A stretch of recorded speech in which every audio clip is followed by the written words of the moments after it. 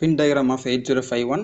So 8051 microcontroller பார்த்தீங்கன்னா நம்மக்கிட்ட வந்து 4 போர்ட் இருக்குது. ஸோ இப்போ டோட்டலாக வந்து ஒவ்வொரு போர்ட்லேயும் வந்து எயிட் பின்ஸ் இருக்குது.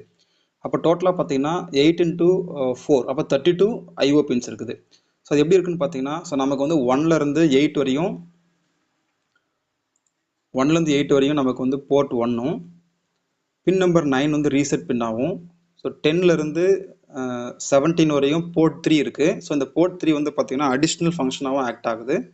அதுக்கப்புறம் 18th பின் 19th பின் வந்து பார்த்தீங்கன்னா மைக்ரோ கண்ட்ரோலருக்கு தேவைப்படக்கூடிய கிளாக் ஃப்ரீக்வன்சி ஜென்ரேட் பண்ணக்கூடிய கிறிஸ்டலை நம்ம கனெக்ட் பண்ணுறோம். 20th பின் வந்து கிரவுண்டு பின்னு, 40th பின் வந்து விசிசி. ஸோ நெக்ஸ்ட் 21லேருந்து 28 வரையும் போர்ட் 2 இருக்குது. நெக்ஸ்ட் 29 வந்து program store enable, 30th pin வந்து ALE signal, 31st external access signal, 32லேருந்து 39 வரையும் 0th அதாவது போர்ட் 0 இருக்குது. ஃபைனலாக 40th பின் வந்து விசிசி.